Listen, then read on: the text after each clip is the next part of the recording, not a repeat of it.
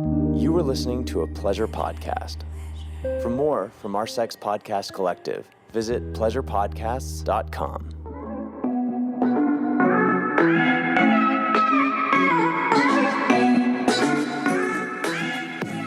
Hello, Happy New Year. Welcome back to the Horny Housewife podcast, or welcome. If you're starting your new year with this podcast, that's super cool because you know every single freaking podcast this week. Same cliche, corny, I'm doing it too. New year, new me, new year, better you. You know, all the sayings. Keep the habits that you created last year and before that you love and that serve you, and discard the ones that fuck you up. You know, something along those lines. And I'm following suit, in the way of like, I made a list and I think it's pretty fucking good. And I know my algorithm is all relationship stuff because this is my job. So sometimes I'm like, oh, they've heard this before. But I think we all have our own take on certain things. Some things can be controversial. Some things can be like, why would that be impactful? I'll tell you why. So I have a good list of things that I think every couple listening, I would make a bet that you could almost implement all of them, because I feel like they're variations of leveling up what you may or may not already be doing. So stay tuned for that. Before then, let's do I need to take a deep breath and check in. I've got so many listener questions, haven't read them. I have a bunch of unread, unopened listener questions. So I went on my Wix app, what my website is, to the inbox, and I'm just clicking. Haven't pre-read them. That sounds alarming and terrifying. Good thing there's an editor. We can be like, fuck, but no, it's going to be good. Only the best for you. And if you're new here, you might be like, ooh, that sounds risky. No, it's not. It's a good time. It's fun. And then you're going to want to write in. Go to thehornyhousewifepodcast.com and click Ask Anonymously. If you're new here, or maybe you listen and you're a little bit out of the loop and don't realize that you may not even be actually subscribed or following the show. That's true. I was checking my Apple Podcast analytics. It's 52% of people that are listening are actually following the show. So the other 48 got me fucked up. So if you can make sure you click that little check mark, looks like that, in the right hand corner upper of your screen on the Apple Podcast app.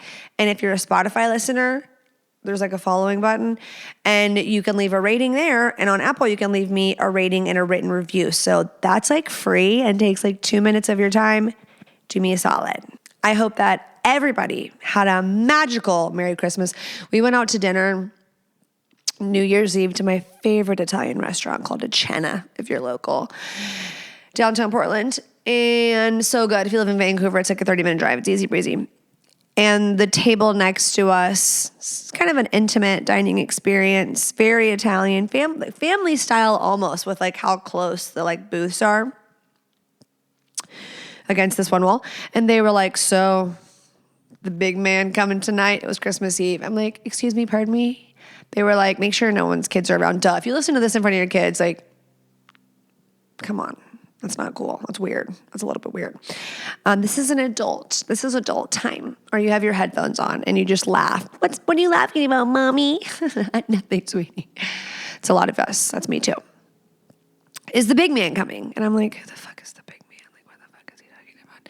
I'm like, pardon me? And he's like, I'm like, oh, we're non-believers.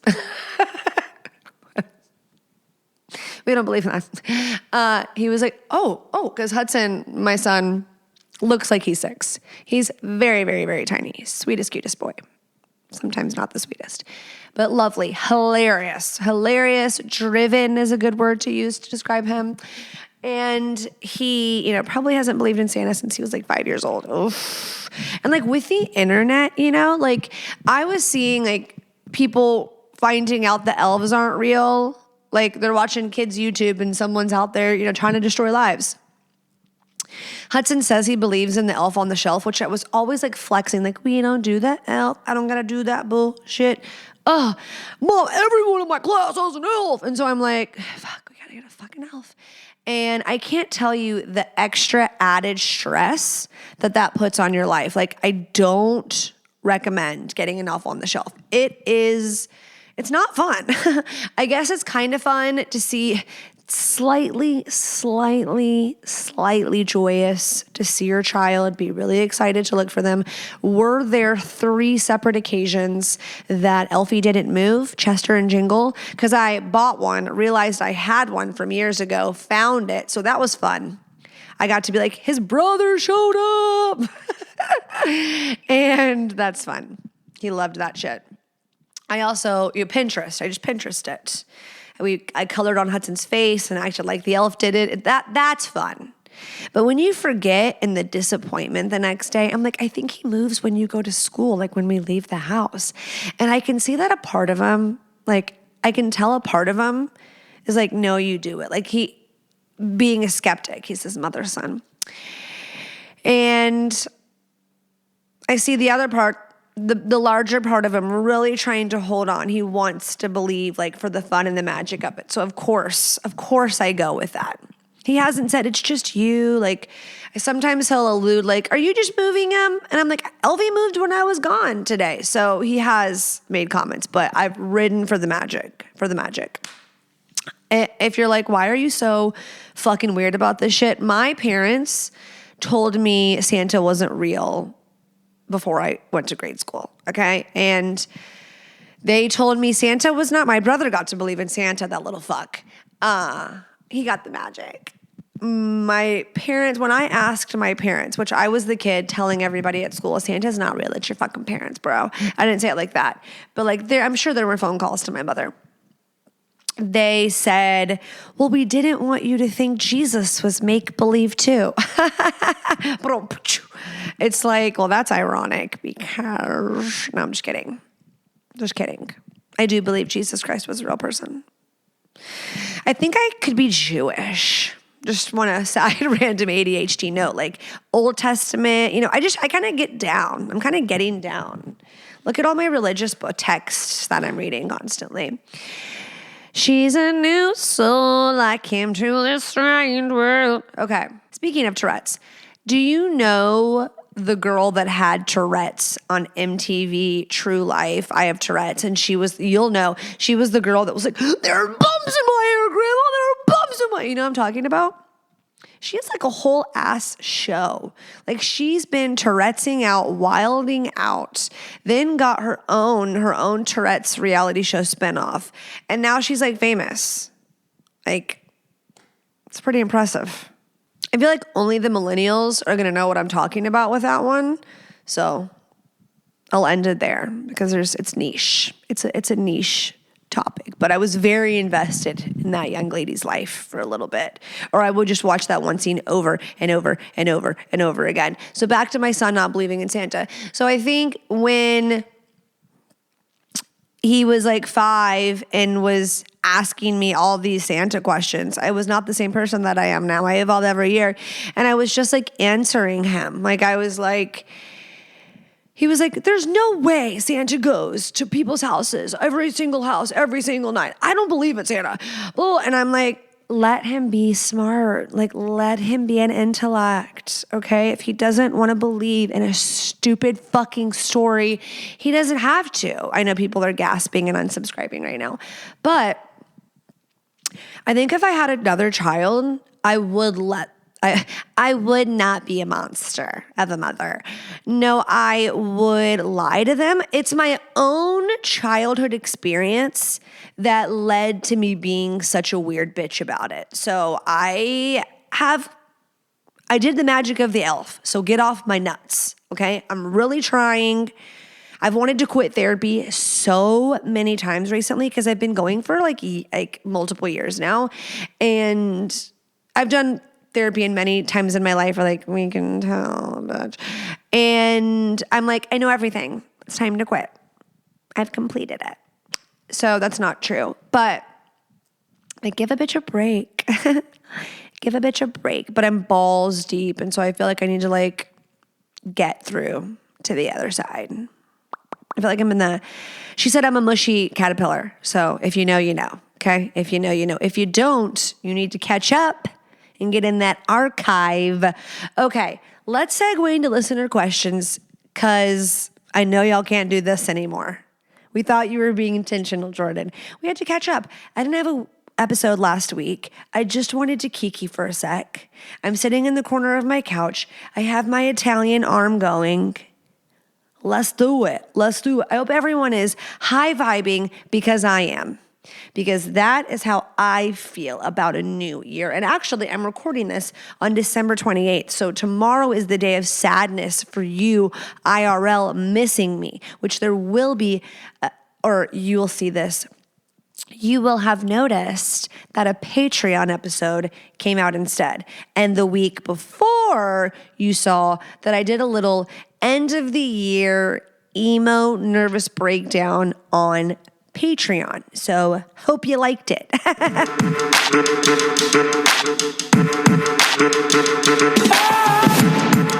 I get asked quite often, how do I get my wife to swallow? How do I get her to let me finish in her mouth?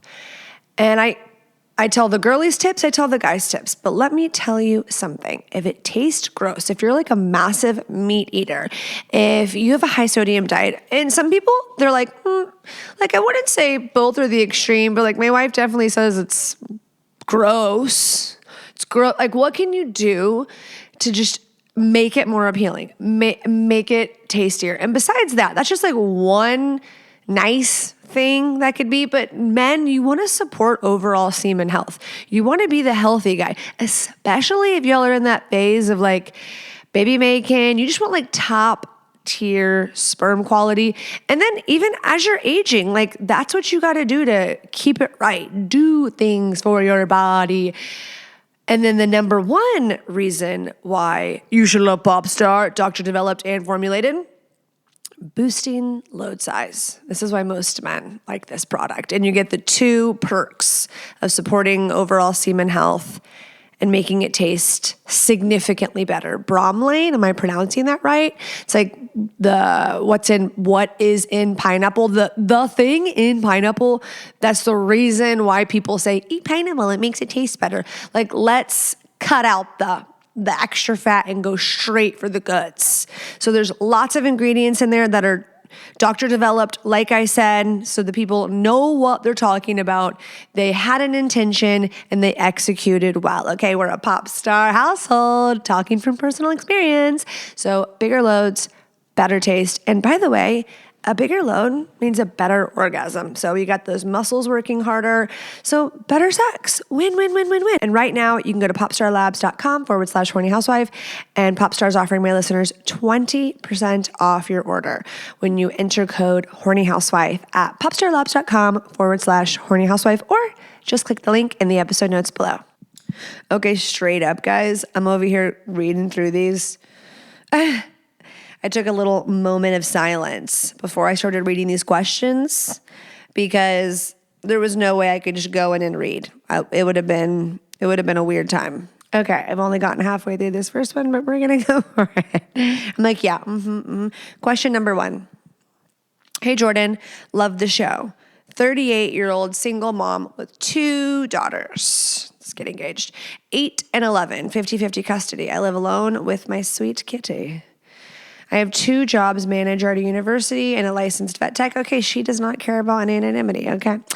And some days work long hours. The occurrence happened on a Tuesday after a weekend. I had my girls, so my boyfriend and me did not have any time before together the day before. We have sex 3 to 4 times weekly, if not more, and both have very high drives. Okay, I see that. Sex is very important to us. We do all the things. Whenever, wherever we can, we get all the boxes checked. I would like your opinion on an issue that came up between my boyfriend and I of almost 2 years. I recently had to have a LEEP procedure done to remove cancerous cells from my cervix. Restrictions after the procedure require no sex for maybe 4 to 6 weeks.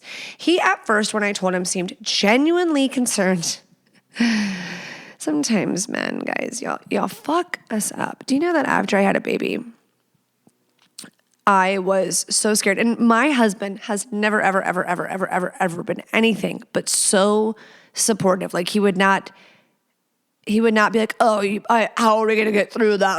I was me, from my own insecurities and my past of being with shitty men, like dating shitty men that had sex addictions, like truly. And it's like, if I'm not available, like they're going to go find a way to get their nut. And it fucked me up. And so I don't know if you've had an experience like that. Why don't I keep reading, Jordan? But the point is men, those comments, like while it can be devastating to you, or you're like, oh, damn, what am I going to do? Especially if you know the woman you're with has had a negative experience where she's been betrayed or just felt like she wasn't enough in that department, it really does arouse jealousy, insecurity, suspicion, that kind of stuff. So masturbate like a normal person, okay? And don't make her feel like shit.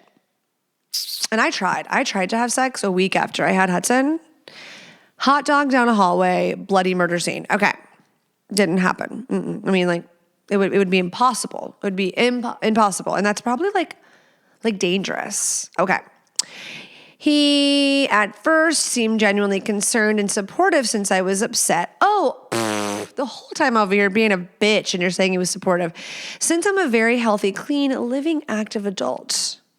I'm sorry, I overreacted. I worked a 12-hour shift on Monday between two jobs, along with getting up at 3:45 a.m. to get to the gym while my girls were sleeping and allow enough time to get them to two separate schools, so a long day.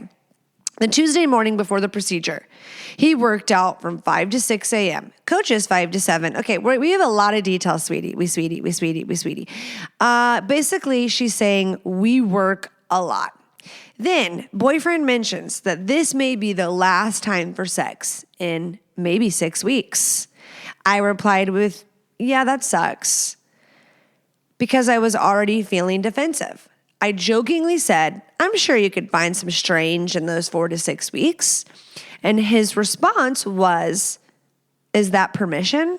And I said, fucking do it, but do not come back to me. And then I left for work. I stewed about the comment all day. I got angry and proceeded to ignore his text mostly. Okay, know exactly what you did wrong. Day of procedure, I was standoffish. She's being cold. She left for work pissed. My question is, was this just a case of two broken humans not communicating well, or is this a large red flag? He has very selfish tendencies and seek outside validation a lot. Well, that is a red flag. But the reason why you got angry and y'all had that conversation was because you're both not even talking about said issue and your insecurities, because he probably was joking just like you were joking.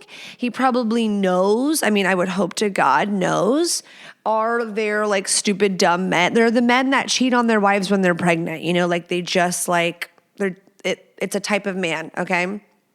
And there was nothing that you could have done differently or said differently. It wasn't about you. Does that make sense? This interaction made me want to put a wall up. I do not like feeling vulnerable. I know my own issues, okay? But therapy is not in the cards financially at the moment. I've done it early in the divorce and when my girls were little. Any help would be appreciated. Okay, so while that was wordy and long, there's a reason. This is a good question for a couple of reasons, because I think a lot of people would be able to relate to feeling resentment. And the reason they're feeling resentment is because they are not honoring a boundary that they have for themselves or in their relationship. Like you basically disrespected yourself by like being passive in your insecurity. We're all guilty of this. Like I wouldn't consider myself a passive aggressive person. And then if I thought about all the passive comments that I've made in order to try to get some reassurance, a gazillion, like 5 yesterday. You know what I'm saying? So just because off the bat, you're like, no, I'm not a passive aggressive person. I'm like pretty like straightforward. Or I didn't say you said that, but I think the point is that we can all be like that, especially when we feel insecure in a relationship. And so you're not wanting to get vulnerable And you need to go, hey, I'm feeling really shitty and anxious about this 6 weeks, this 4 to 6 weeks, because pleasing you and being intimate with you, our physical intimacy, getting off together, like that's so important to me, as you've stated. And I know it's so important to you. And I just feel so insecure that we're not able to do that. And the thing is like, just because you can't fuck, like, my God, he's not going to war. Like, give the guy a blowjob, you know? If anything, this is gonna be more labor for you. There's so many other ways that you can get your man off, that you can do a little dance for him. You're like, I just had surgery, Jordan. Get up and dance. There's other ways to have fun together so that he's not just like, you don't touch each other or have any form of arousal together for 4 to 6 weeks. It doesn't have to be that, okay? But good on your part for seeing like this did something, this made you feel some type of way, and you're being avoidant about it. And quite frankly, if you know your own issues, you can only control you. So we get frustrated when we feel like, oh, if they only said this, or if they only realized that, or they did that, or they didn't do that, then like I wouldn't feel this way. And it's so easy to feel that way. But the truth is just like you said, two humans, not broken, two flawed humans like the rest of the fucking world. And you poorly communicated. You didn't communicate at all. You just made like little passive comments. And his response, which I think you should also tell him, saying, is that permission? Like, made me feel like shit. And I know that you might be confused because you were responding to me literally saying, I'm sure you could find some strange in that time. So you joked, so you can't get pissed when he jokes back. So where you went wrong was you saying that comment instead of going, this makes me feel some type of way, and I just like want to get it out on the table. Because by you getting it out on the table, it's going to diffuse the buildup behind it, if that makes sense. So the communication, the conversation will bring you more clarity, because I feel like when we're left to our imagination or our minds are weak, our minds to fill in the gap, the story, the narrative, the fears, you're spiraling. You're going down a dark hole, and your strong, powerful mind is gaining momentum in a direction that does not serve you. So while I do think, and we can all be selfish. Yes, I think being extraordinarily consistently selfish is a giant red flag. Like, that fucking sucks. I think that you notice that he seeks outside validation is a red flag. Ask yourself if you do the same. Like, I know as women, like just a woman thing, men, just like, right, how can I speak this and like mansplain it? Is that the right word for mansplaining, or is that a man explaining something?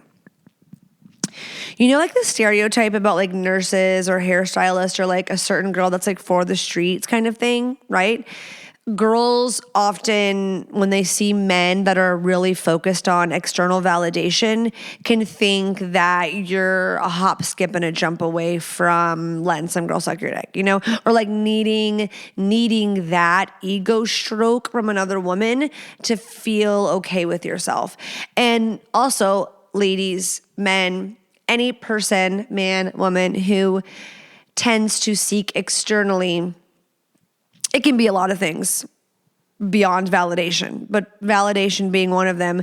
That doesn't always necessarily mean they're like cheaters, because there's a lot of people who are insecure, or they have this like wound of inadequacy, or they like so badly want to be recognized. Like they don't, I saw TikTok, like the guy in the lifted truck that's got the gigantic wheels and the nutsack hanging. And I feel like I'm picking on one thing. This was exactly what he said. So this isn't my words. This was his analogy. He's like, that guy with this, that sticker and this, he is wanting to be perceived. Yes, that's his personality. Yeah, I don't think he's consciously going, oh, if I do this, then they'll think I'm cool and strong. I don't think that. I think it is a subconscious thing. It is a man being like I'm an alpha male, and like this reflects that. I don't think they're going about it in that way, again, subconsciously. But there's all these different, like they want power, they want to be seen, or they want to know their intelligence. Like there was different categories, and it was extremely interesting. And what was the point, Jordan? The point was that just because someone might seek externally, it's actually pretty common. We all do until we turn inward. And like that, you can really get me going. I won't, but like religion, your faith, your reliance on a power bigger than yourself, outside of yourself, or turning inward and seeing like what you're capable of. Like I believe that if I believe I'm a child of God, like how did we get here? Then just like I have my mom and my dad's DNA, like there's stardust in me too. Like if I am a creation of God, like God-like in me. Ooh, don't get mad at me, everybody. But God and devil raging inside of you sorts, all the bad that could be is accessible, and all the good, So seeking inward. So to land the plane, you said that, you've got these issues. We all do. We could even call them like personality traits, or we've all got triggers, whatever, which it's your responsibility, right? And you're like, financially, therapy isn't on the table. And don't fall for unless they're my sponsor, those online telehealth therapy things that are like, and it's cheaper than therapy. It's not. It's still, therapy is still an investment for sure, no matter how you go about it. But guys, be resourceful. So, dear listener, hang on. You better listen to this whole episode. Listen to the end about the New Year's resolutions, because I have some great tips that if you can't afford therapy, there are so many ways to pour into yourself and to self-reflect while pouring into yourself. So it's not just this one, well, I can't afford therapy, so I can't get better. Because there are really, really emotionally intelligent people who have done work on themselves, and therapy wasn't that avenue for them. So we can't just knock people who... There's other ways, right? I don't believe that there's just one way for anything. So, moving onward. Can I get a hand raise wherever you're at if you like a come hither motion? Even the guys are raising their hands like, we were taught this as a young boy. Because why? That's where her G-spot is. So let me tell you about a toy, okay? There's multiple toys. We got multiple options, but Valentine's Day is approaching, and men, this is what she wants, even if she hasn't told you, okay? Whether it's a bonus gift with some jewelry, or it's the lucky bag from Iroha, I think this is a fabulous idea. Take my word for it. So, I might screw up how you say this, but the newest Iroha, the Suki Plus Aonomina, features a come hither motion. You don't have to spell it or say it right to buy it, okay? This vertical movement takes pleasure to the next level. You know that it's encased in Iroha's signature soft touch silicone. This is not the first time I've talked about Iroha. They're beautiful. They're designed by women. So the women kept the women in mind. Their whole vibe was like, spa day, relaxing, self-care, pleasure. And whether it's solo or partnered, these toys were meant to be a part of self-care. And I like it. An orgasm a day keeps all the icky bitch away. And they're having a sale. The Iroha All-Star Sale's back and better than ever, up to 15% off. And they've carefully selected 10 best sellers. And the best sellers are where it's at because people like them for a reason. On top of that, if if you purchase that toy I talked about, you'll get 1 bottle of their Iroha cleaner. Now, I really was undecisive and was like, I'm just going to talk about the cleaner because I'm obsessed and I use it every single day. But it's worth mentioning that the amazing toys, and you get that as well with the Lucky Bag, like, I'm all in. I couldn't pick which one do I choose. Ooh, they made it simple. Lucky Bag. Their cleaner, great ingredients. I remember being like 18, 19, 20, 21, and using a brand that shall remain nameless from the grocery store. I'm sure you know what I'm talking about. And it's baloney, okay? The ingredients suck. It's like Febreze, okay? It's not what you want. It's not good for your poussoir as well. It's not good for the pH balance. You don't want to douche. You don't want to do that stuff to you. You just want like a really gentle cleanser, a really gentle, clean cleanser. And Iroha's cleanser, home run. I've used it for 2 years. I use it every single time I shower. I said every day. I don't shower every day. And I love all the scents. Like Derek, happy man, loves it. It's only been a beautiful hygienic experience for me. You know when something it like irritates you or it, like you're out of whack after it? And I'm putting it like on the inside and the outside. I don't know if that's recommended or not, but guess what? I'm putting it on the inside and the outside. I'm doing the Cardi B finger swirl, and she's a happy girl, okay? She's a happy girl. So Valentine's approaching. Get on that, okay, for her solo time and your couple time. The Lucky Bag isn't going to be around very long, so take advantage. Start your 2026 with the Lucky Bag, prioritizing pleasure. You can find a variety of sex toys at Iroha, and they are elegantly designed with the user experience in mind. So go check it out. What a thoughtful, delightful, pleasurable gift. And Iroha is offering my listeners 10% off your order when you enter Housewife10 at usstore.iroha. That's Iroha, IROHA, and use code Housewife10 to get 10% off your toy. Click the link in the episode notes. That'll make it really easy. Or don't forget, Housewife10 at usstore.iroha.com. Okay, question number 2. I guess I should, do I give a trigger warning even though, I'm not, I hate that woke is defined in a way. Before woke became woke, I would have always been like, I'm woke. I am awake. I am not asleep. Because that's how I view woke, right? But I feel like the definition has changed and now is associated with something else. Okay, anyway. It's hard being ADHD, and some people hate me for it.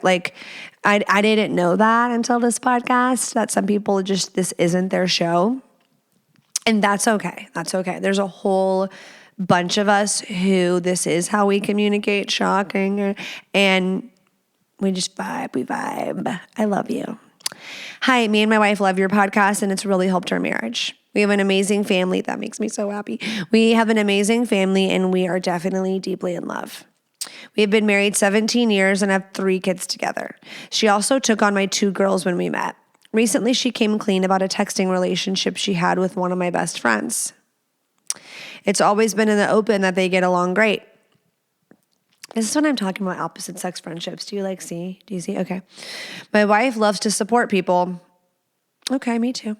So she reached out to him. And I think I'm not going to write you off. You said you're deeply in love, and I respect that. I love that. Y'all both listen. Fuck yeah.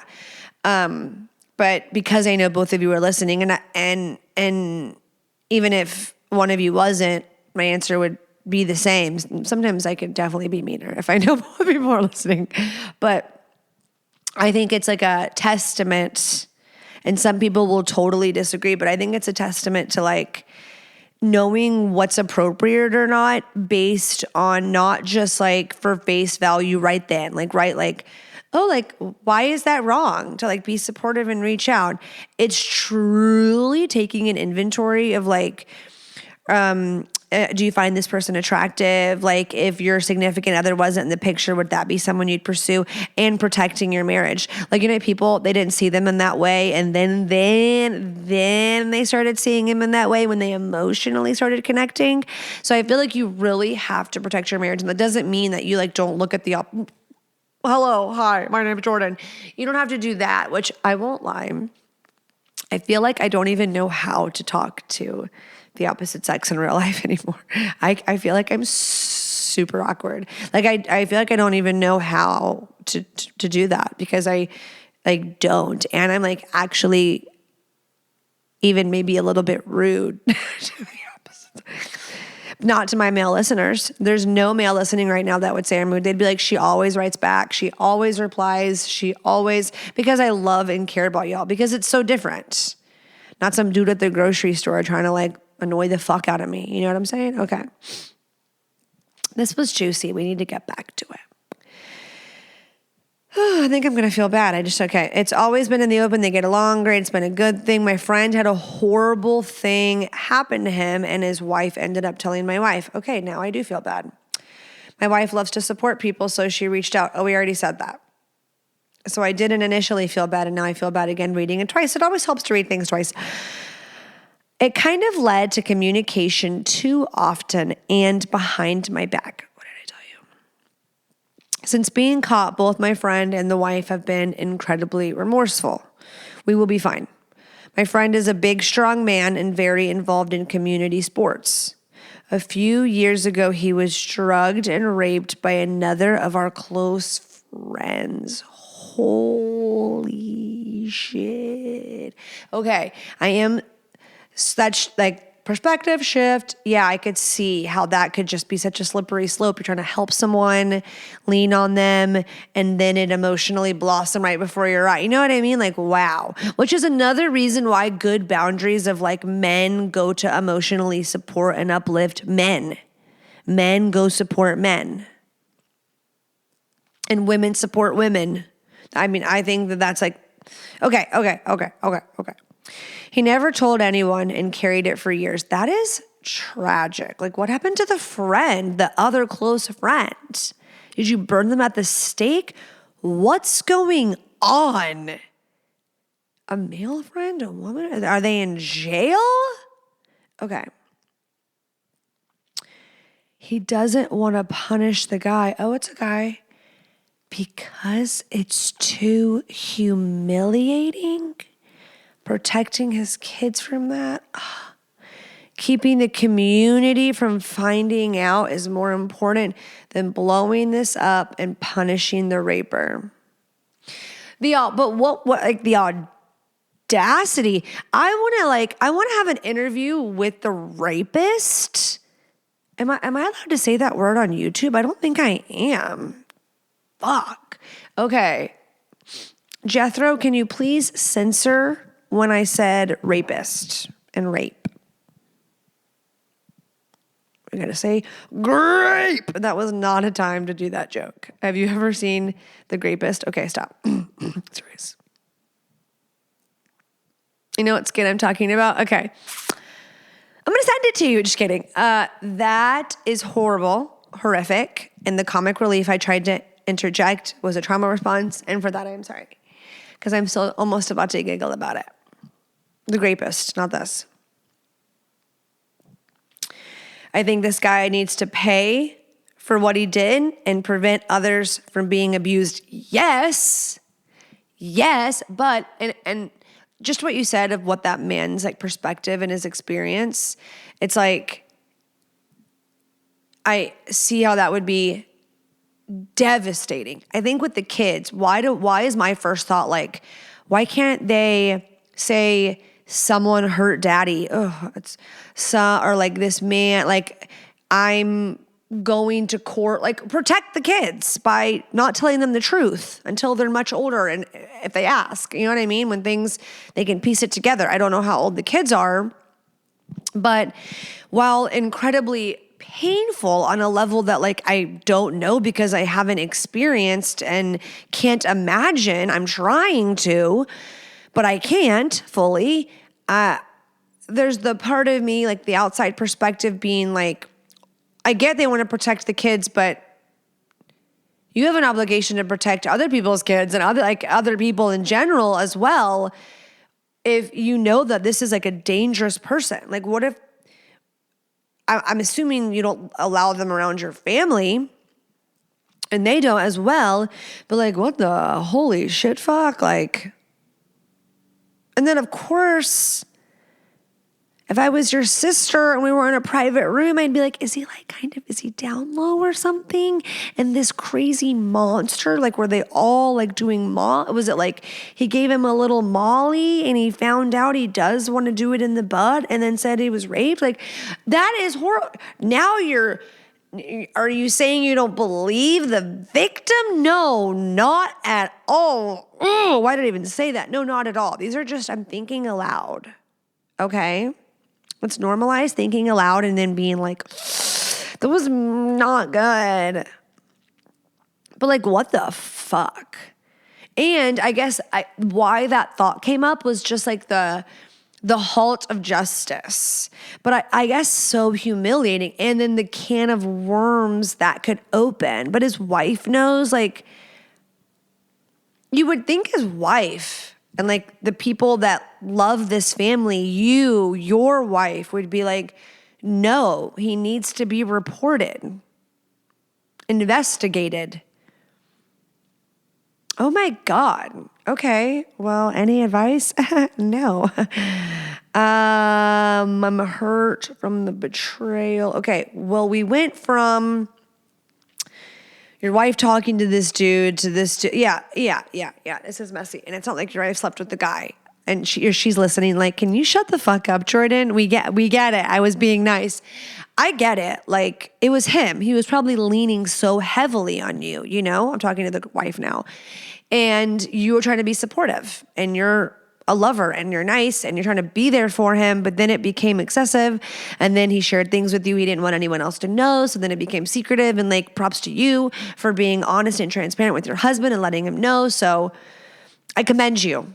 That it really is. There's always so many factors. You know, you can't just hear one thing that happened. It's so easy to run and judge, and you just don't know until you were experiencing. And anybody could end up in a situation like that. We're like 5 bad decisions away from all being there. You know what I'm saying? So that's crazy. And I'm the type of person that I would be like, they can disagree with me, but it's kind of black and white to me. And I know there's the factor of the humiliation, but that's ego and like keeping the community, alerting the community of a predator. I'm dying to know how it went down. Like, I'm dying to know. And it's so sick and sad how normalized it is for people to put ecstasy in people's drinks and like think that that's not wrong to like do that. And I don't know if it was ecstasy or GHB is the actual rape drug, where like I think it like paralyzes people of sort. Like they're not able to be reactive in the way that they would had they not been drugged. So that's horrible. That is absolutely horrible. Where was he? And I want to know everything. Where was he? Where was his wife? Were they camping? Like, I just have so many questions, and that's horrible. I think you're dead on him. I think there needs to be an intervention. That's my advice. Okay, moving forward. That was like kind of heavy and didn't end it on a very solution-oriented note. Moving forward. I know everyone's like, oh, I want to be skinnier for the new year, but what about like having more orgasms for the new year? I know I talk about date nights all the time and how important they are, but what's the reality is that sometimes they look different, right? For us in the season we're in right now, once a month we can have a babysitter and go out, truly. And when he was like a little bitty baby, it was easier, it seemed like, seasons. But you know what we can do in between? These are like the best maintenance date night, if you will, is taking a Beducated course together, okay? Let's think about being happier, more fulfilled in our sex life in 2026, okay? This is where I come in and tell you, Beducated is the resource of all resources. I don't have a 1% inkling that you would be disappointed. Like, I would put all my money on it. And if you signed up for Beducated, you went and checked it out, you would be beyond impressed. Words really don't articulate. There's over 150 courses. Let me tell you something. There's yoni linga massage, pleasure adventure, guided masturbation, ecstatic sex, everything, video tutorials, practical exercises, reliable information, everything from self-pleasure to kink, everything. Vanilla, super spicy, solo, partnered, all the lifestyles. There's something for everyone. I know my audience, and I know you will love this platform if you aren't already on it.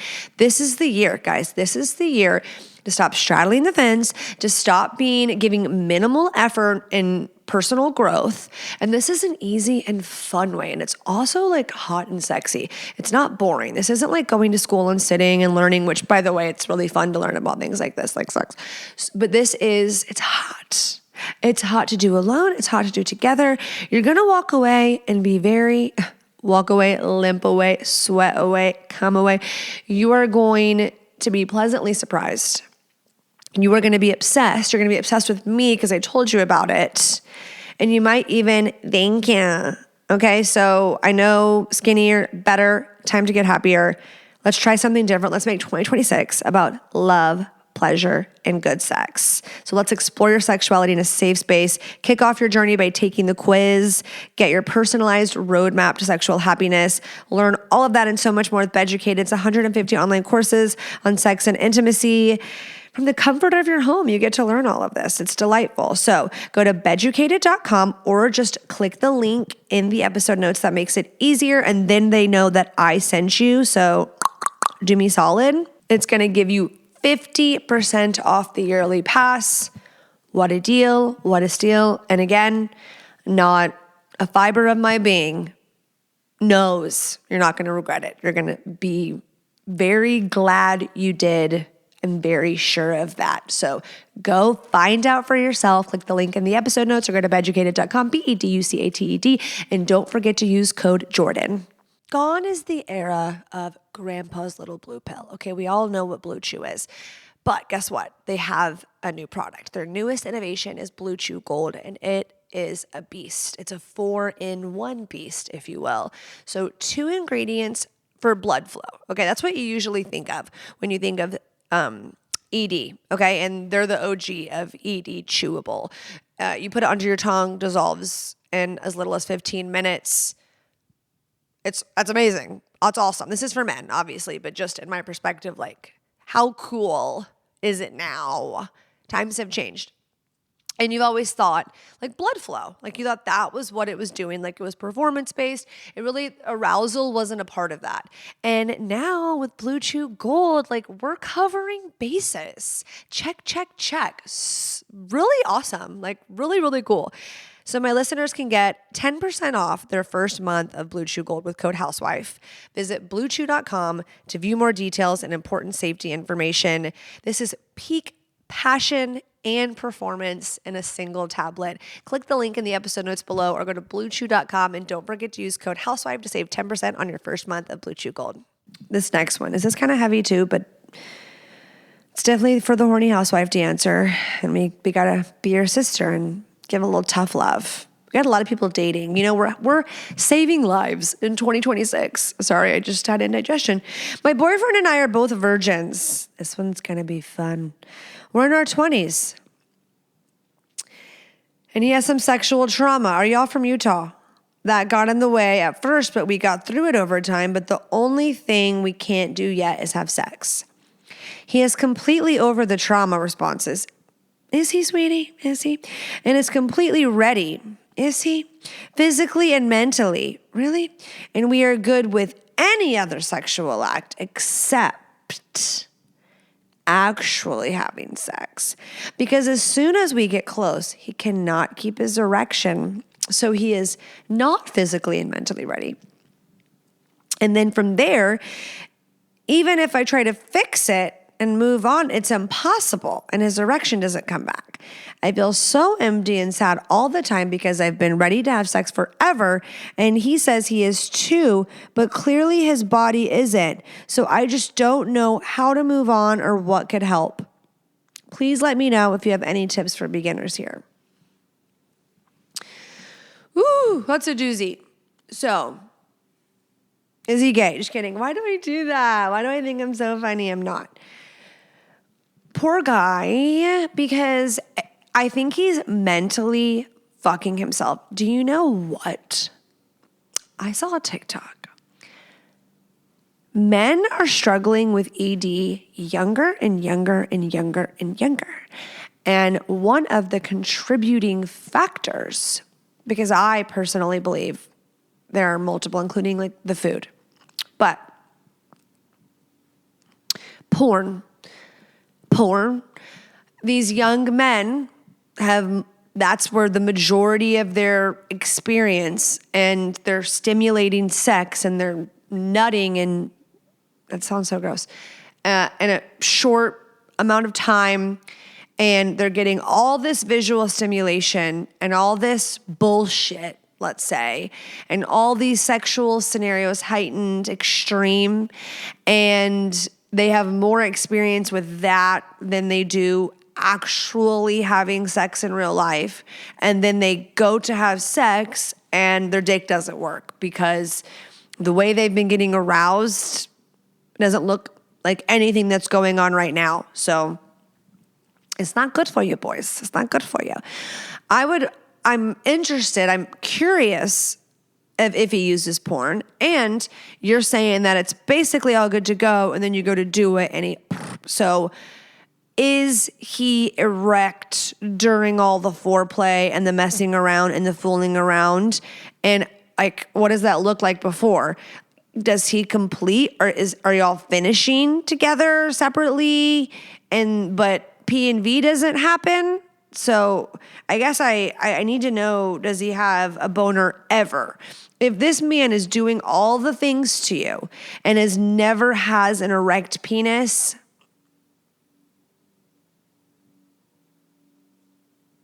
I just want more for you. I just want more for you. And if your boyfriend is listening next to you and crying,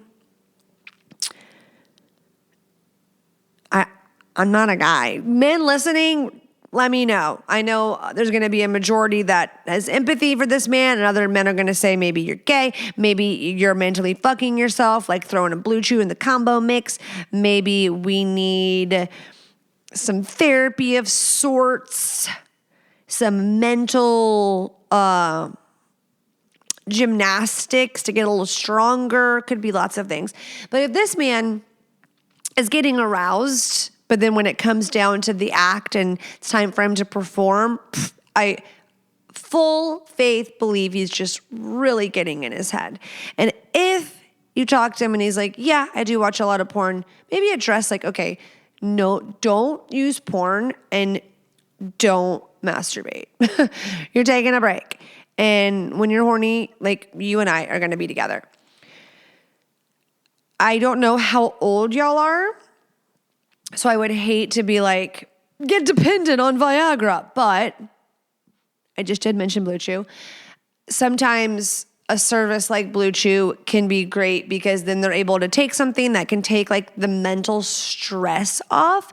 So when they're able to perform with the help of medicine,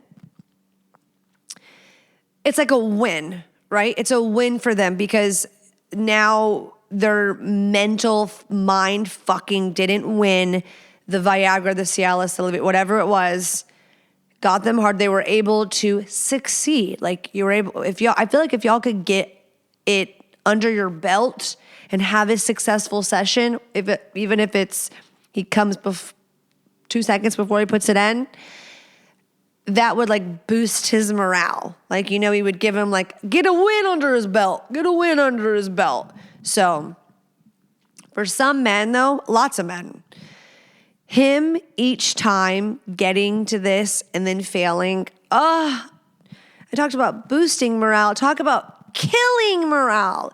The poor guy is probably feeling defeated and feeling like he's failing. And it's like this compact trauma. Like he is in a stress cycle. He is stressed and it is killing his ability to get an erection. So that sucks. So maybe have a conversation that's really far removed from like bedroom time of like the next time we're intimate, like let's not have any more pressure. Let's just like give up, if you will. Like we're not giving up, but we're giving up on this surmounting pressure of expectations and disappointment. Like let's just like exist for a second and be as present as possible. Look up ways to like practice mindfulness in the bedroom. Tantra could be something so beautiful for your relationship and take it to the next level. Not only would you be experiencing like a deeper intimacy connection, slowing it down. So yeah, with Beducated, Tantra, both, which you can learn tons about Tantra on Beducated, plus mindfulness tips, tons of stuff, okay? Tons. It will be great for y'all. That would be a way to watch something, learn something, and get out of your fucking heads because you're in your head. He can feel you. Y'all are vibing off of each other. I guarantee it. The nervous energy, the hopefulness, followed by the disappointment, the expectation, the disappointment, the womp, womp, womp, the feeling of defeat, the hopelessness, the insecurity. It's awful. It's awful. So y'all need to shake up. You need to reset.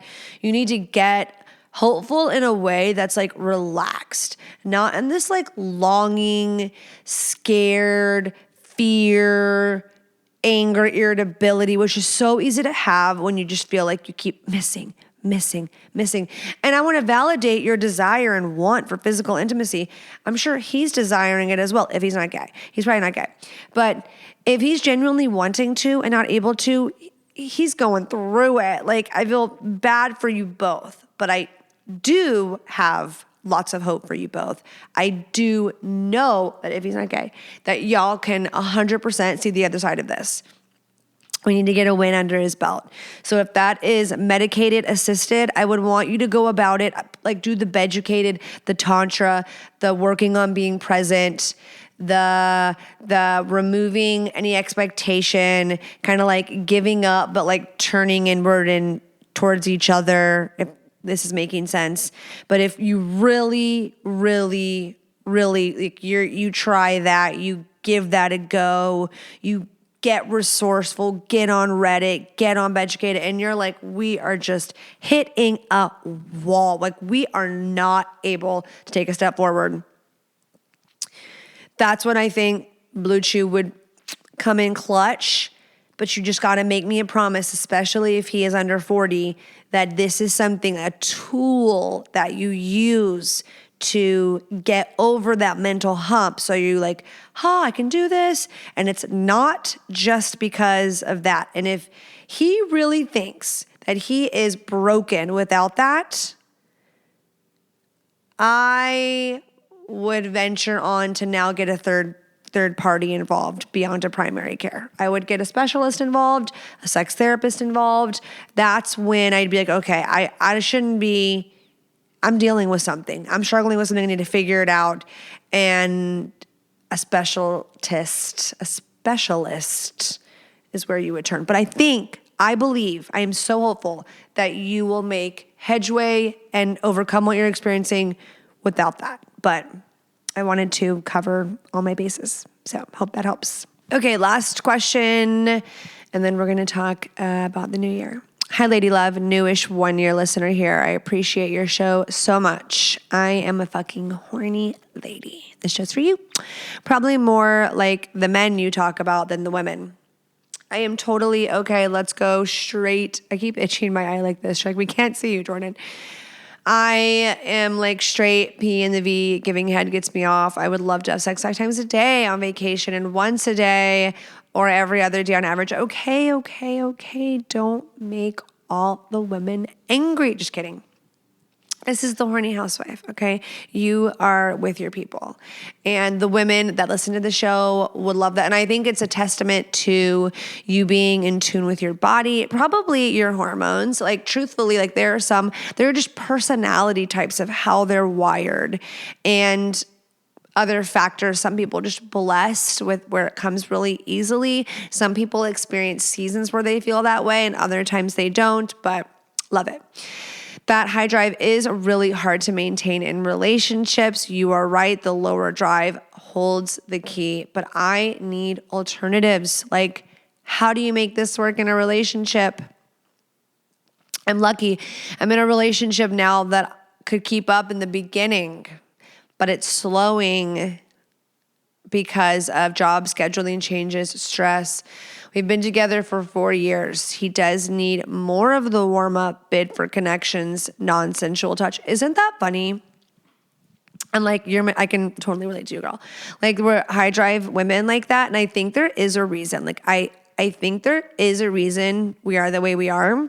And like, cool, awesome, love it. And it's a blessing and a curse. And I know you and any other high drive woman knows that. But it does feel shitty because society always for a long time has made us feel like something's wrong with us. And I know someone went out rolling their eyes, but you don't know what it's like if you've only experienced. So many women would say this, oh yeah, I can't even like breathe in the direction of my husband. He wants to take my clothes off. Like, they're annoyed at how often their husband wants to fuck them. They're turned off by the lack of maybe effort to emotionally, mentally stimulate them, the foreplay to get them there, but they're horny they're just like, God, he's horny all the fucking time. Like, he'd be fuck anytime. Like, I'm just a body to, that's the thing. Whereas lots of high drive women are in relationships because there's always someone that wants it more than the other person. Those men that have the high drive, think about how, like, when you're in that dynamic or when you're in a relationship, like, that's your world, right? And it takes like something on the outside or something shaking what's going on up to like gain the perspective of like, oh, like, this is just like my perspective in my world.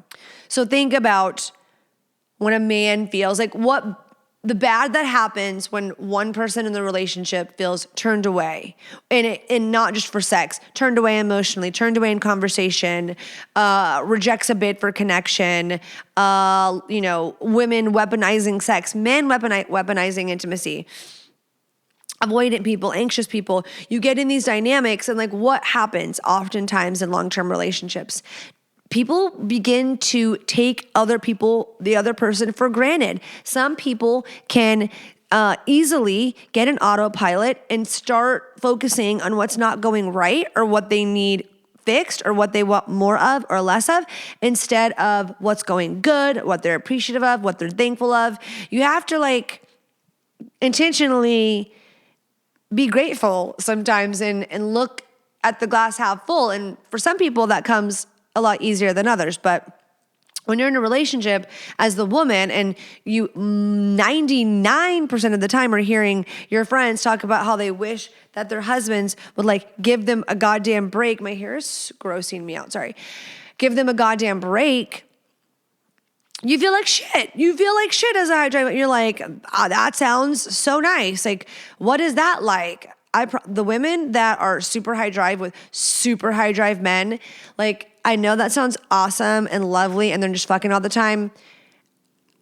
It's usually toxic, and and I hate saying that because of course there are people that are extremely sexually active that are really healthy. So I'm not writing them all off, but quit comparing yourself and envying people that you have no fucking clue about. That's the point of me saying that. You don't fucking know. You don't know. But I wanted to validate all high drive women of feeling like shit sometimes, feeling rejected, feeling insecure, feeling like something's wrong with you, feeling like your man isn't attracted to you, all that stuff. Okay. We've been together for 4 years. Oh yeah, last thing. The men that have a high drive woman can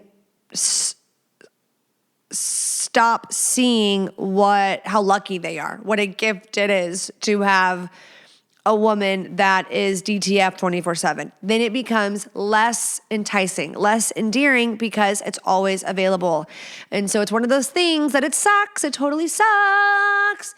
But anything like super accessible, and this is like a toxic, you're like, right? It's like, why can't we just like not play a game and like, oh, don't text him first. It's too needy. I will send you 37 fucking texts in a row. Okay? I'm not done talking. So maybe not in every regard, but again, being super, super, super, super, super predictable is boring. I find it boring. So I have to look at myself too and also like be like, am I being super, super, super predictable? Keep him on his toes. I heard 75% solid wifey, the rest a little unhinged. I was married prior to this man for 15 years to someone who I would consider to be almost asexual. What is it with these high drive women? God. Like sex only twice a month. And that obviously failed. So how do you, and that's so funny that you're saying asexual. Sex twice a month is not asexual. There are asexual people that are not having sex for 5 years. Okay. So how do you survive being a horny female? Do you work out more? I do work out. I think working out, masturbating, being mindful the way you simulate sex by yourself. Do you take care of yourself? Like, how do you survive when the other person is unwilling or life gets too busy and there's no time? I want this relationship to work, but I become a bitch when I don't get dick down. Thanks, XOXO. Please be nice. I do want to remain anonymous. Okay, well, we don't know your name. And she left like a cheeky, fun name on the thing. And I hope I didn't say, if you write in, guys, I'm going to read the question, but you don't have to put your name or your email. Those are like optional on the form, but you can make up a name. It's fun. It can be challenging and there's hard everywhere. There's hard married, there's hard single, it's hard transitioning in any period. So communicating how you feel, not like you never, you don't. Why aren't you like this? I really want, but I would think he knew what he was getting into being with you. I think a conversation to like see where he's at. If you have to pull from this man in every way, if you stay with him, then you need to know that's what you're signing up for. There is not this, I mean, maybe there is. I mean, that's what people hold on to. They hold on to this fantasy that their perfect person is out there waiting, looking for them. And you're like, wow, you're a Debbie Downer. But I do think sometimes, and especially women, because of social media, can get really unrealistic expectations. And that's why you see so many fucking single women. That's horrible. That's horrible. That's horrible. No, Jordan, there are so many 30-year-old single women without children because they don't want to be married, because there are more women choosing to stay single. There was a Vanity Fair article. It's cool to not have a boyfriend. I see a bunch of propaganda and agendas that I feel like destroy the family unit, but that's a topic for another day. To each their own. Do what you want. Like girl power. If you want to be in a relationship, if you don't. Because you don't want to date someone who doesn't want to be with you, right? So I believe there are many good men out there. There are many amazing women out there that are looking for partners, but I guess I happen to believe that there's no such thing as just this only green flag. I mean, even the most greenish, checking all the boxes, IRL, on paper, everybody's got their qualm, their quirk, their annoying habit, their little T's or their big T or something that happened to them that was out of their control, or their fucking star signs obnoxious, something. I don't want anyone's bar in hell. I don't want you to cross off non-negotiables. But I think that it seems like now we're like, they need to have the exact same match as me and be okay with this and that. And it's like kind of like someone who will morph to them, blah, blah, blah. I guess depends on how much give you take or give. But if you're romanticizing some man who's going to be everything your man is, but just like fuck you 6 times a day. I know there's men listening. They're like, yes, yes. No, y'all are all married. Shut up. So I guess it just depends. Like, write a pros and cons list. And if there's like one pro on there, you're not married to him, aren't you? Didn't you say you're dating him?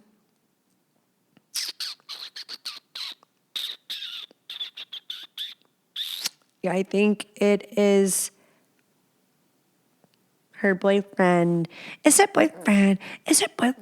So 4 years, I mean, what's it going to be like in 8? If you can't talk about the sex, we've got problems, because there's always going to be like ebbs and flows in seasons. And I know that if you had that fiery passion in the beginning, you can have it again. So don't write the man off. Okay. I know I just had to do pros and cons list and like, is he, but I also said, don't do that grass is greener shit. It's greener where you water it. So 4 years in, some couple's gonna tell you no and shouldn't be slowing down yet. No way, red flag. And another couple's gonna say, yeah, we kind of had like a speed bump at 4 years, and like how you navigate the speed bumps, the setbacks, the switch ups, this is changing. How you handle, navigate, communicate what you do about this to get through this is everything and very telling. So just the fact that you wrote in, I think, shows you really care. And when I said being a high drive woman is telling, I say that from like personal experience of like doing a lot of self-reflection and like going over experiences, like what kind of shaped me sexually, if you will. And it makes sense. So I think doing that with yourself, like a little personal inventory of like, what shaped you to be the woman you are, and how has your sexuality evolved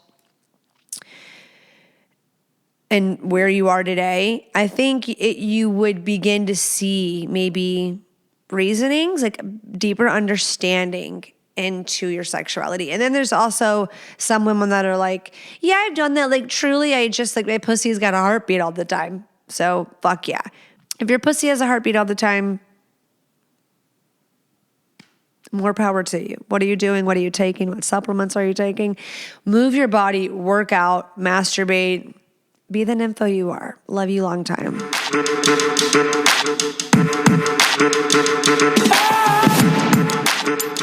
Okay, guys, I wrote down 7 ways that I think you could strengthen your marriage this year. Derek and I, every single year, and I've said this before, we write down in business, in parenting, in our marriage, and as an individual, goals that we want to achieve in the upcoming year. So I know this is a podcast about relationships, and a lot of couples listen to this show together or apart. So if you listen and your significant other doesn't, I encourage you to go to your spouse. Maybe you do something similar to us. Maybe you don't. Start a new tradition and sit down at the kitchen table or pillow talk. Use your notes app, whatever it may be. I'm a big fan of pen to paper in like the manifestation way. I use my notes app all the fucking time. But when it comes to like what I'm claiming for the new year, I'm like woo-woo about the pen and paper. Okay. So I'll explain because they sound vague, right? Being intentional. Being intentional with action now. The road to hell is paved with good intentions, okay? So here's a little example. Why don't you put the next 6 date nights on the calendar? That is intention with action right now. So me saying that, some people are listening going like, oh, okay, sure.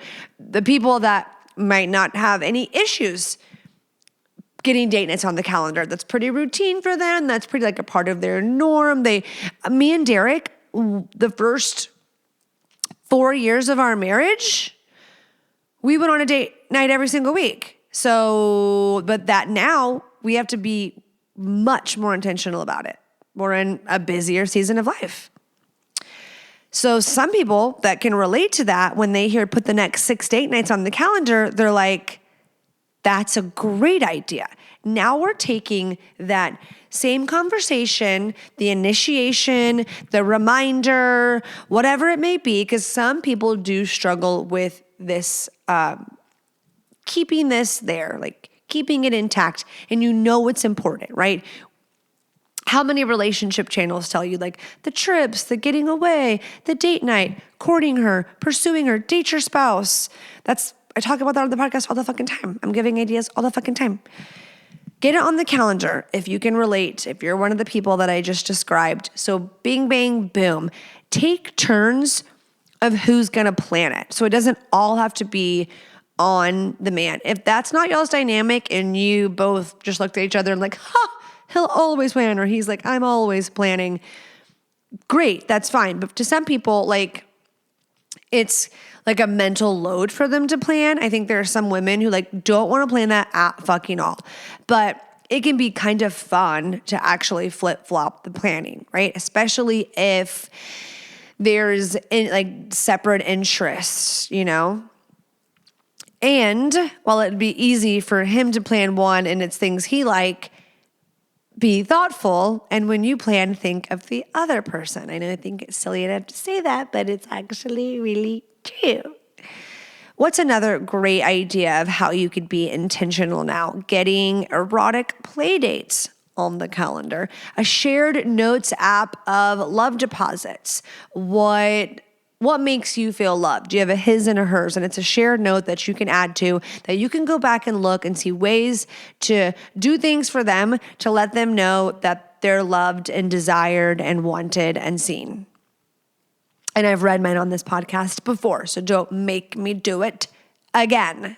Another thing I want you to do this year, a sex bucket list. Now, it doesn't have to be some weird wild shit. I know there are couples that live alternative lifestyles and they're like, oh, we've got one. Let's talk to everyone else, us, because I would think 99% of my listeners are in monogamous relationships.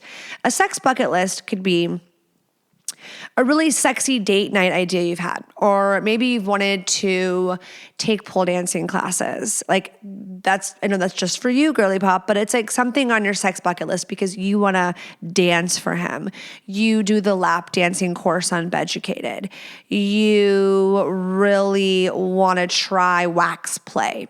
You watch Beducated, and if you're struggling to think of things you want to try, you watch Beducated, you pick out 4 courses you want to take this year. Shit, you can do that in 2 weeks. It's so much fun and so easy. Don't limit yourself. This doesn't have to be just like P&V bucket list. This can look so many ways, and then it gets the conversation going about sex with your partner. What are they desiring, thinking about? What are you desiring and thinking about? And let's talk about it together. We're being intentional. This is the perfect time. And maybe that's on your sex bucket list, to have check-ins, right? Just that should be its own 2026 to do. Check-ins, whether that's on date night, whether that's when the kids go to bed and you're sitting up at the bar together, a check-in. Am I meeting your needs? Are you feeling heard and seen? How are you doing? What's going on in your world? Sometimes we can get so autopilot with how are you? How was your day? It was good. It was crazy. I mean, wrestling, like, surface level, but like the actual shit that's exhausting you, sometimes you need like an actual, like me and you, husband, wife, check in. How you feeling? How you doing? Together, decide, what do you want to model to your kids in your relationship? Like, what needs to happen to do that more efficiently? And if these questions that I'm asking you are stumping you now, that's when seek knowledge, outsource, baby. And that's going to lead to my next one. But let's pause really quick. This is being intentional, but think about this new year coming. Think about last year. I don't know how old your kids are, but it's something I think about a lot. I think about what I, as a child, believed about my parents, like seeing them from a child's perspective, from an adult's perspective, and now reflecting on what their relationship was now that my mother has passed.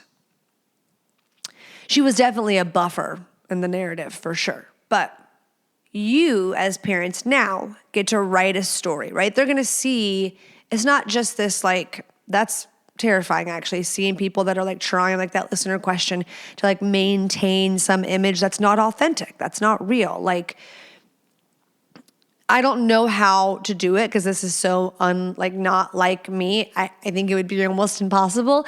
But there are some families that like they don't let the kids see any sort of chaos or conflict, any sort of breakdown in communication, like it going sideways.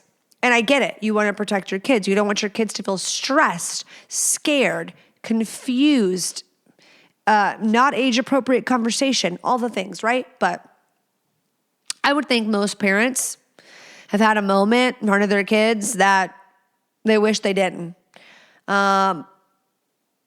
Disagreed with their spouse, said something in a bad tone, said something not nice, had an argument in front of your children. I got an open concept home. You're going to hear it.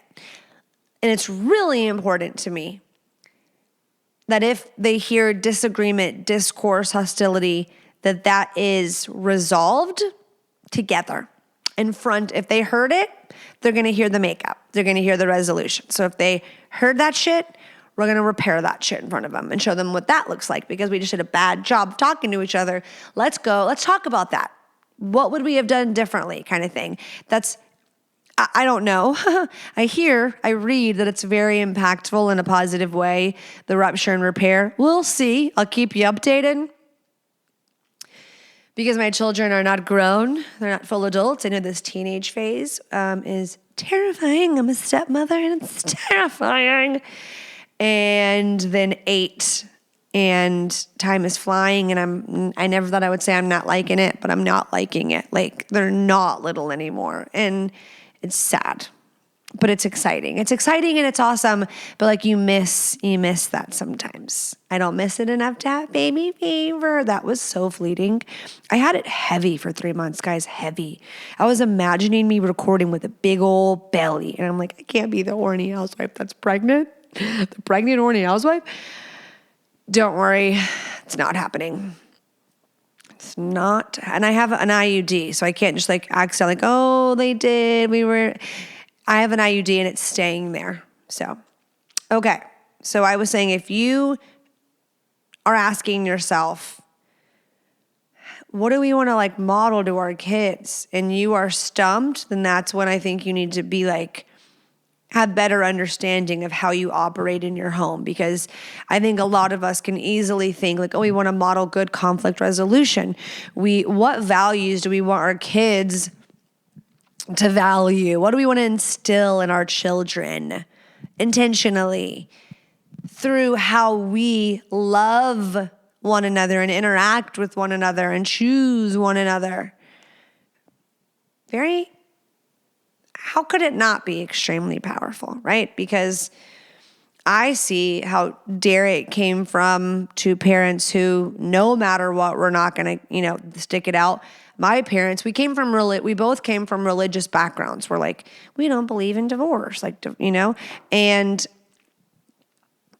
I mean, my mother was not someone to not share if she was like, the fuck you're not, you know what I'm saying? She wasn't a doormat by any means. So I didn't see some like my mother getting steamrolled or my parents in a loveless marriage. I did not see that at all. So my parents there were seasons that were harder than others, but that's because they built together. I can't speak on my dad's personal relationship that he has now, but like, of course that's going to look different. They were building everything together, him and my mom.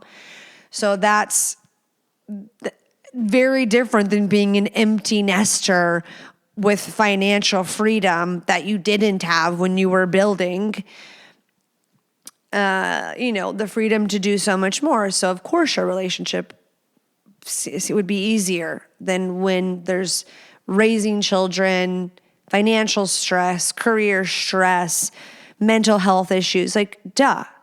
What was the point of this, Jordan? Oh yeah, it was that I saw parents who worked through that all, that were going to go through it, choose each other, push through it. They didn't let that pressure disintegrate them. Like, it eroded sometimes, but they always came back together. They were like marriage retreats people. They were intentional.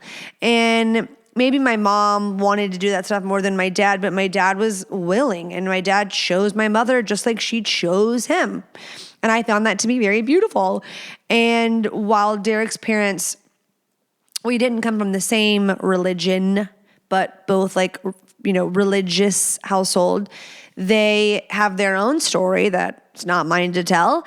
But what do you see here now, present day? I see two people who continue to choose each other and be loyal and committed to their families.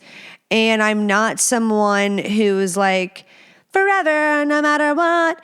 I made this bed and I'm going to lie. I have to lie in the bed that I made. Is that the saying? I'm not just bail when the going gets tough. Fuck this. I want something better, so I'm going to go get it. Like, I think we all, like human nature, have thoughts of like, what if I done that? Or what if I did this? I think especially people that get married at like 2021, I can't imagine all the like what if thoughts. But what do we do as big girls and big boys? We pull up our panties and our bootstraps and we do the fucking thing. So while I am not religious and like divorce is a sin, I don't think you can be not religious and not want to get divorced because you know the impact the ripple effect and how. I mean, this is just my opinion. It sounds tragic. Y'all heard the divorce attorney that I had on, like what children experience, blah, blah, blah, blah, blah. And then the people that are in the situation of like, well, I'm just so miserable, so I guess I just stay miserable. I feel like try to salvage, go to therapy as a couple.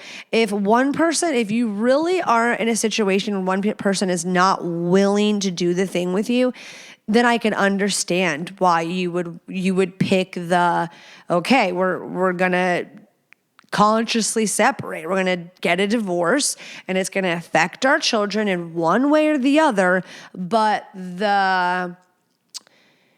the reward outweighs the risks because I can't have them in a home like that or seeing the woman do every single thing while he goes out and drinks with his buddies all week. Like there's certain situations where it's like, they probably shouldn't stay together. It's probably worth getting the divorce. The kids will be fine.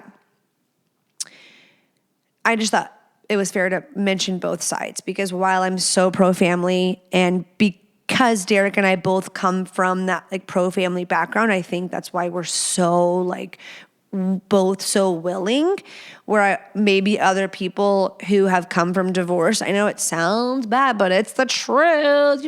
I see that like kids that come from divorce, all their best friends, all their parents are divorced. Like I see it over and over and over. I know that isn't always the case. There's exceptions, but you see how like people want to be related to and what feels familiar and what's normal.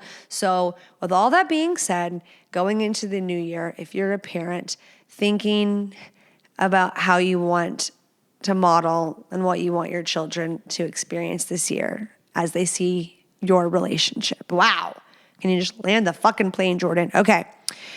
Seeking knowledge, being resourceful, read books. If you don't like to read books, listen to books. If you don't want to listen to books, listen to a podcast.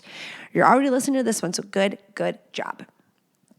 Starting your day in gratitude. I'm a person who wakes up really grumpy. I wake up and I'm a little bit of a cunt. I swear to God, like I'm a bitch. Like I have to work on that. I don't need to bring everyone down. I can be so grumpy. I can be such an irritable tone and I'm just, sometimes I wake up angry.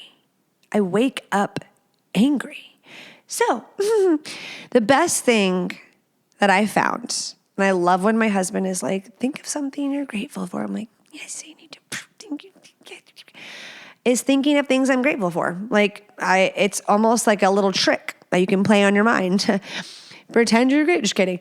You think of things you're genuinely grateful for. It can start really like, I'm grateful that it's sunny today. I'm grateful that I have lots of clothes. I'm grateful that my family's healthy. I'm grateful for the ability that we get to do this on this weekend. I'm grateful. Like you'll kind of like snowball into more and more and more things that you're grateful for. And as you name these little things, these big things from my outfit to my health, it energetically does something that has a physical reaction. I physically become lighter. My nervous system regulates. It's a shift for the better, and I feel better, and I feel lighter, and I feel like I'm going forward in a positive energy instead of one where it's negative and I'm snowballing there. I'm irritated. Well, why isn't that done? Well, what the fuck? We didn't get that done in time. We got to go. We got to go. We got to go. Why is he saying that? Why is he not? It's like it just, and then I'm getting icked out, and then I'm annoyed, and then I'm mean. And then how you start your day is important, especially if like you'll wake up together and then you all separate. When someone goes to school, we go to work. Let's connect then and then go out. Is your home this refuge, or is it chaos? Is it sadness? Is it a dump? I am thankful that I have a type A, and not across the board, just in some ways. And I grew up with a father who was a Marine, type A, very clean. I'm so type B, but like, we keep this house clean, okay? We keep it clean. If I start to see clutter build up because I'm type B, I have my little like doom piles or my pantry. Every month, I'll just take it all out and redo what they say. How you keep your home is an indicator of like your mind. I'm like, I think it's the car instead. I think it's your vehicle. But I've even done such a better job. Is it because I got a car that I really love? Maybe. But I told my husband, I'm like, well, when I had a Subaru, I treated it like a Subaru. I'm just kidding. That's cunty. But mommy loves sexy Lexi now, and I want her to look pretty. So like men, if girls like their things, they take such good care of them. If they hate their thing, they give less fucks. Is that resonating? Am I just a bitch?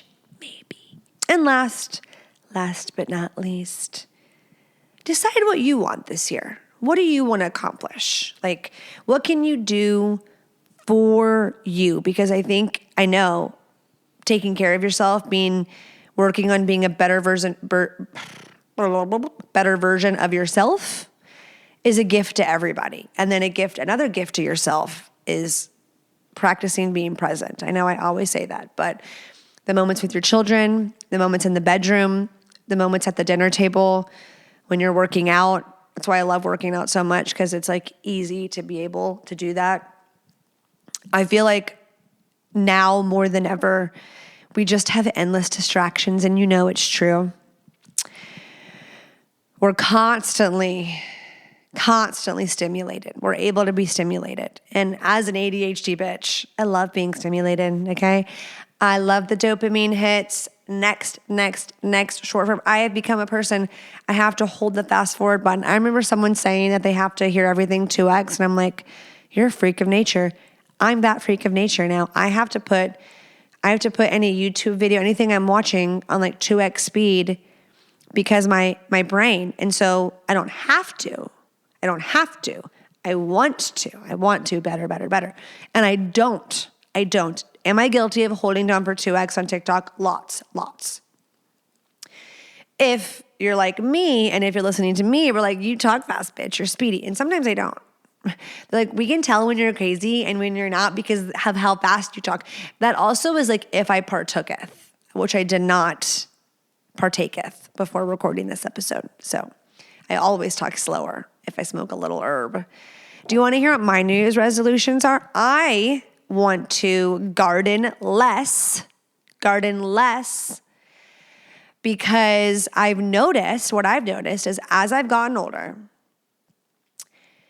what you say, I'm like, I'm going to be like Willie Nelson. It'll never impact me badly. That I just don't, I'm going to say enjoy it because like to me, it's like I'm normal. But I feel like it's lacking intention. There we go. I'm lacking intention. If there is a true, like, I love smoking pot before I work out. I love it. I love it. I love running. I love the weightlifting. I have more endurance. I feel like it's such an intentional use of cannabis. I like it. I like a gummy before intimacy. I like intentionally using versus just gardening to just garden because I'm home alone and I'm bored and Hud's at school and Derek's at work. I have nothing to do, so I'm just gonna smoke and be lazy and then eat too much and then not get the work done that I wanted to get done. Like I don't wanna do that anymore. I have a goal to rapidly increase my Patreon presence. I want to produce a lot more over there and really give it some love and TLC over there. Because I feel like there's a community that supported me over there when I was kind of like down and out or a little like lower. And maybe you're like, we didn't know or see if you listen to the last episode, just like not feeling on my A game. And so I want to like go love and show how much I've appreciated the support regardless. So 2026 is the year of the Patreon. And we started video last year. And I'll be honest, I'll tell you, has it felt like a lot more work for like such a little return? Like I really have no presence on YouTube, it feels like. Not for 2026. YouTube blowing up. But Spotify video is a gift. I love that the people that are listening on Spotify can choose to listen or not. I think most of my listeners are like listening in the car. I'm an audio podcast listener. I don't watch them, so I get it.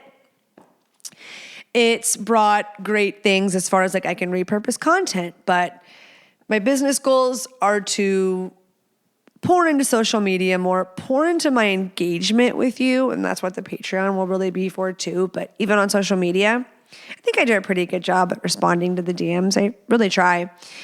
And to just envelop this show more. You're going to be seeing me on a lot of podcasts in 2026, okay? I'm still going to stay picky about the guests. I promise we'll have more guests than we had last year. But don't think they're coming every week because this is our spot, okay? This is our place. We talk a little shit. I'm far meaner and straightforward when I'm alone. We need to get Susan Bratton here back stat. So I love you all.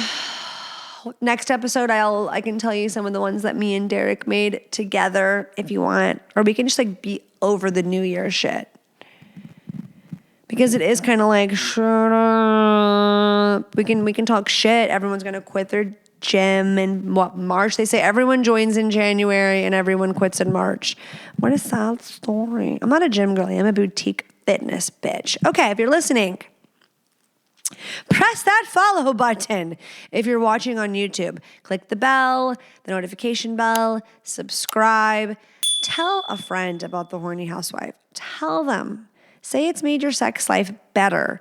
It's made the communication between you and your wife or you and your husband better. Because it has. Because I know it fucking has. If you listen together, there's no way that this hasn't done something positive for your sex life. It's bound to.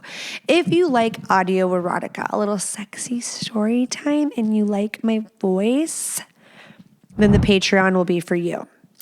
Also, quickie episodes. You're going to see far more of those in the year 2026. So you can find everything I just mentioned by going to thehornyhousewifepodcast.com.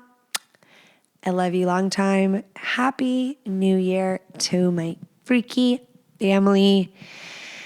I am so forever grateful for you. See you next week.